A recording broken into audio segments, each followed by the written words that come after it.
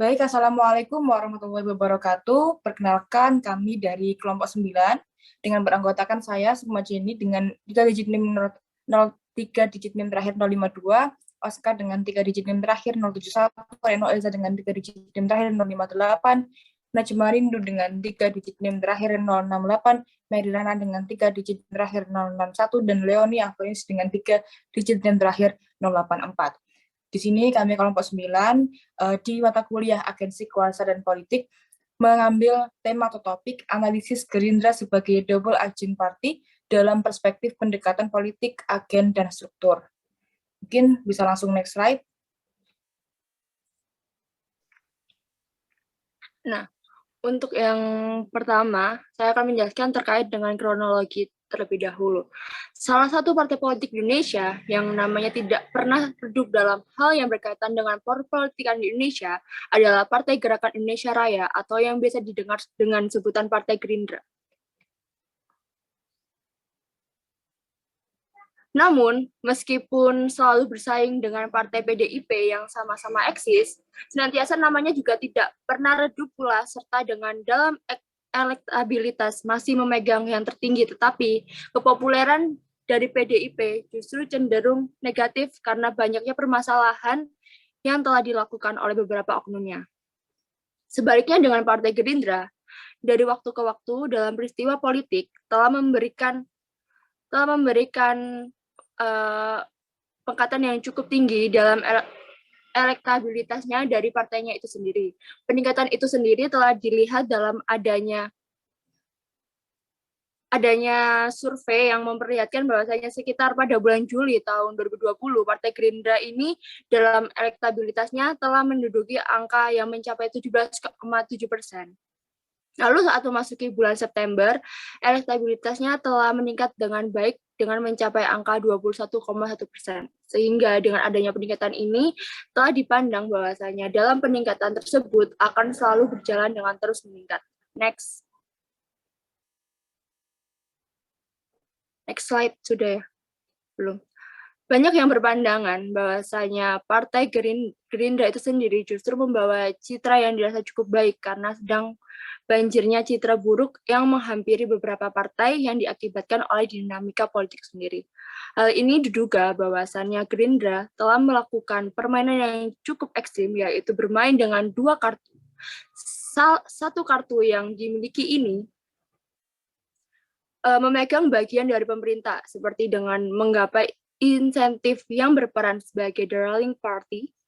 Namun, kartu satunya ini telah dipandang membawa kartu yang berisi menjaga berbagai figur kritis dengan berperan untuk menjaga dan merawat dasar-dasar yang dimiliki oleh Gerindra itu sendiri.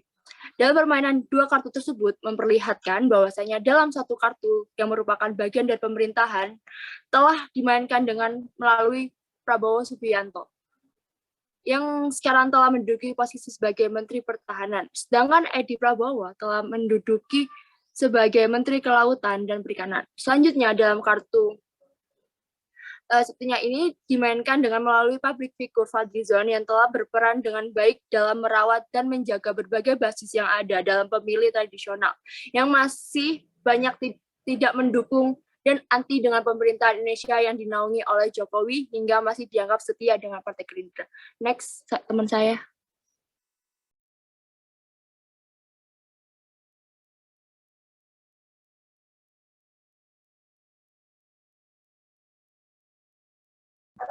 Oke, baik, bisa mungkin di next slide.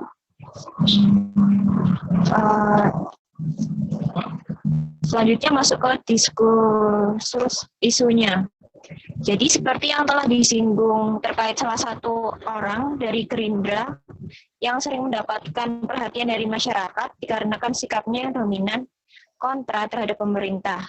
Beliau adalah Fadlizon, seorang politikus dan mantan aktivis Indonesia yang pernah menjabat sebagai Wakil Ketua Dewan Perwakilan Rakyat, Republik Indonesia periode 2014 sampai dengan 2019. Bersama Prabowo Subianto, ia ikut mendirikan Partai Gerakan Indonesia Raya atau biasa disebut dengan Gerindra dan menjabat sebagai Wakil Ketua Umum. Partai Gerindra yang diketuai oleh Prabowo Subianto dan saat ini menjadi Menteri Pertahanan diduga melakukan politik double agent. Untuk kasus Partai Gerindra, mungkin ini salah satu strategi agar tetap mendulang dukungan dari berbagai sumber. Biasanya permainan politik ini sering dimainkan oleh suatu partai untuk main aman di semua sisi. Nah, dilihat dari Prabowo yang pro terhadap pemerintah dikarenakan memiliki jabatan di pemerintahan sejak kalahnya pada pemilu lalu. Di sisi lain, Fadlizon yang selalu mengkritik kinerja dari pemerintah dan sikapnya yang mendekati kembali kelompok atau tokoh yang pernah dalam satu perahu dengan Partai Gerindra dalam Pilpres 2019 lalu untuk mempertahankan kepercayaannya guna mengumpulkan suara untuk pemilu 2024 mendatang. Nah, peran politik logis mirip yang dilakukan Fadlizon untuk mengambil hati pendukung yang kecewa karena Prabowo menjabat sebagai Menteri Pertahanan dan diam saat HRS dihukum. Untuk slide selanjutnya bisa dijelaskan oleh rekan saya. Ya, Partai Gerindra itu mempertimbangkan strategi pemenangan. Menurutnya, masing-masing daerah pemilihan atau dapil itu berbeda karakteristiknya. Sehingga maka dari itu Ketua DPP Gerindra bidang hukum saat itu yaitu Habibur Rahman menilai tiap-tiap kesempatan, tiap-tiap dapil, tiap-tiap etnografis masyarakat itu tidak bisa disamakan antar satu sama lain. Maka dari itu perbedaan masyarakat dan budaya menjadi penentu strategi apa yang cocok untuk diterapkan di setiap daerah. Gerindra pun menilai sinergitas antara semangat hasil koordinasi dapil pusat yakni DKI Jakarta dengan dapil-dapil bawahannya itu harus dijaga oleh partainya yang kala itu tengah berkoalisi dengan PKS dan PAN guna menyokong calon yang diusung. Dalam konteks pendekatan politik Partai Gerindra Double Agent ini, yang dimaksud adalah Gerindra berani untuk bermain dengan satu kaki di pemerintahan melalui Prabowo Subianto yang kini menjadi Menteri Pertahanan dan Edi Prabowo yang tengah menjabat sebagai Menteri Kelautan dan Perikanan. Satu lagi dimainkan oleh sosok Fadlizon yang masih seringkali ditemukan bersikap seperti seorang Fadlizon sedia kalanya. Terkait Undang-Undang Cipta Kerja misalnya, semua orang tahu undang-undang merupakan produk pemerintahan, maka dari itu Gerindra pun turut hadir mendukung di Dewan Perwakilan Rakyat atau DPR, namun saat itu Fadlizon tidak bisa memainkan posisi perannya secara maksimal karena menyebut dirinya tidak berkuasa atas menghadapi pilihan yang ada.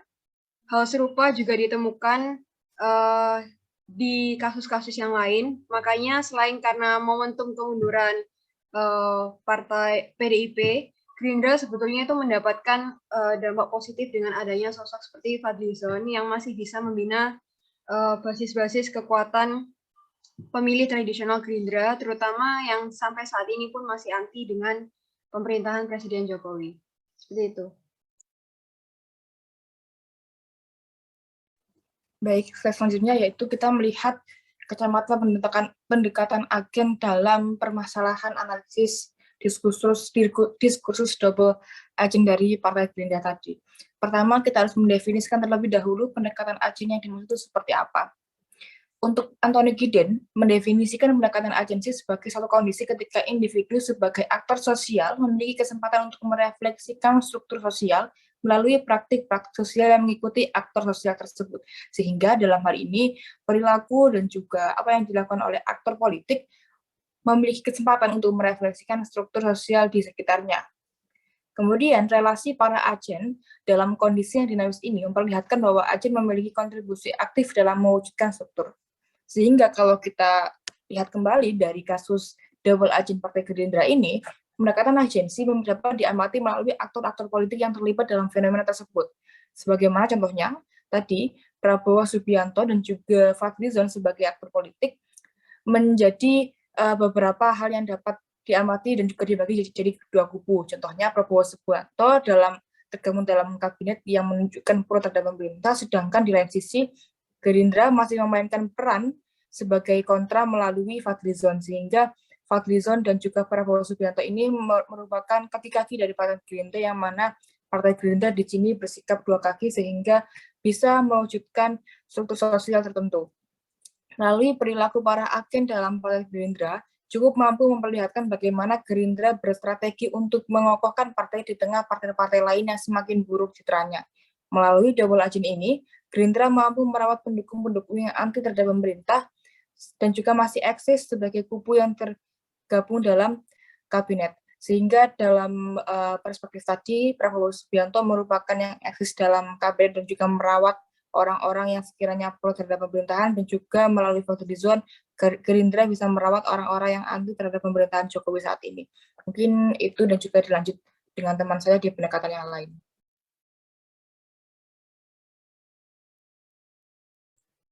Oke, jadi kita lanjut kepada pendekatan struktur dari Partai Gerindra sendiri. Jadi yang seperti yang sudah diketahui itu sebenarnya pendekatan struktur ini kan banyak definisikan sebagai suatu kesatuan yang tergabung dari satu unsur dengan unsur yang lain. Nah, ini juga sebenarnya terrelasikan dengan definisi dari Gabriel Almond dan juga David Easton dalam sistem politik, yang mana sebenarnya konsep mereka itu mendefinisikan sistem itu adalah sebagai kesatuan seperangkat struktur yang memiliki fungsi masing-masing yang bekerja untuk mencapai tujuan tertentu.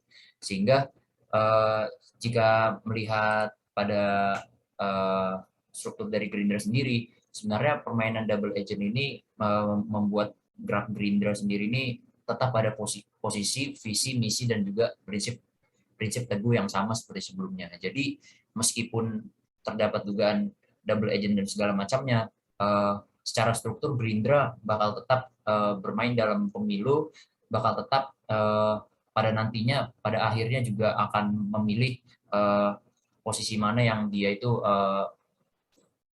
menjadi kecondongannya gitu.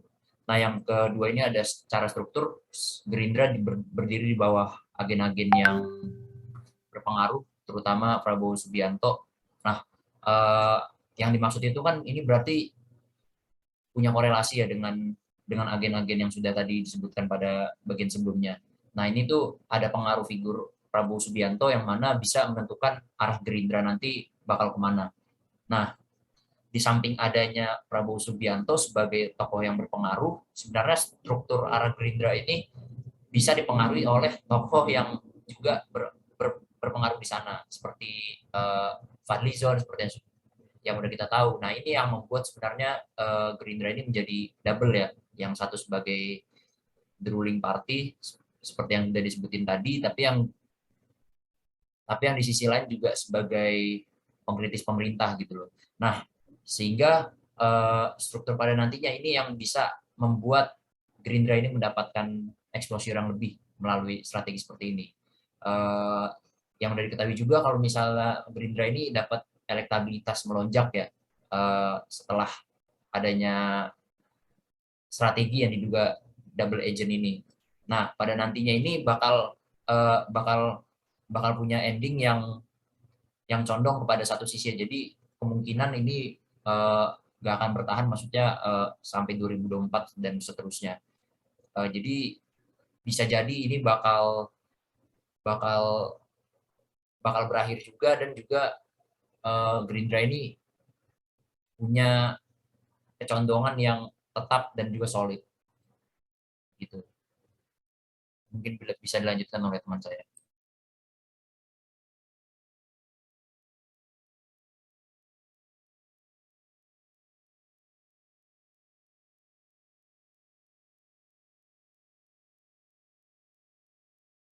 Ya, seperti yang telah dijelaskan oleh teman-teman saya sebelumnya, saya di sini kebetulan sebagai kesimpulan dan rekomendasi dari apa yang telah dijelaskan sebelum-sebelumnya, bahwasanya Partai Gerindra ini merupakan salah satu partai terbesar di Indonesia dengan elektabilitas yang cukup tinggi, juga posisi tawar antar partai lain yang cukup tinggi pula. Jadi hal tersebut itu diperoleh dari bagaimana strategi pemenangan Gerindra dalam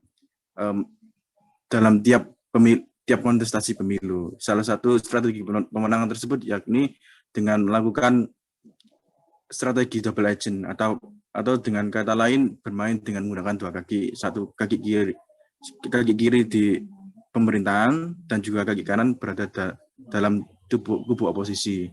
Pada kaki kiri pemerintahan secara pendekatan agensi atau secara pendekatan double agent Gerindra ini menempatkan Prabowo Subianto dan juga Edi Prabowo dulunya sebagai orang yang berada dalam kubu pemerintahan. Sedangkan dalam kubu oposisi secara agensi, Gerindra menempatkan Fadlizon sebagai orang yang menghimpun suara-suara yang sekiranya itu kecewa terhadap bagaimana kinerja Jokowi. Lalu juga secara struktural sebagai partai yang berbentuk vanguard ataupun partai pelopor, Gerindra tentunya melakukan seleksi yang cukup selektif terhadap kader-kadernya, mulai dari tingkat DPP sampai pula tingkat DPC. Karena hal tersebut, karena memiliki sebuah DPP, akhirnya Gerindra ini lebih ke arah ya menurut apa yang dimaksud dengan ketua umum, yakni Prabowo Subianto. Jadi dalam pendekatan struktur, Gerindra ini masih arah geraknya itu lebih ke arah DPP. Jadi untuk rekomendasi yang disediakan oleh kelompok kami,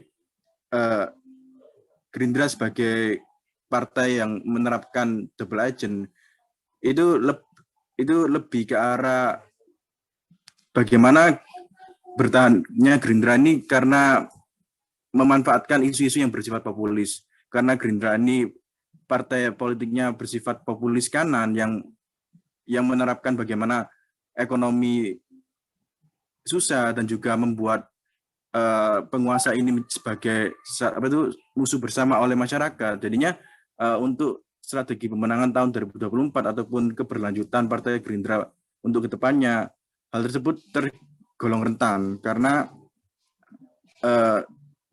hal tersebut itu mengancam elektabilitas yang akan dimiliki oleh Gerindra nantinya. Karena Gerindra sebagai salah satu partai dengan elektabilitas tertinggi, tentunya mau tidak mau akan mengajukan satu calon nama sebagai calon presiden. Karena kita tahu sebelumnya Gerindra pada 2 kontestasi pemilu sebelumnya, khususnya pemilihan presiden, selalu mengalami kekalahan. Jadi menarik untuk melihat bagaimana sepak terjang Gerindra yang per hari ini sangat dekat dengan lingkaran kekuasaan. Seperti itu. Terima kasih.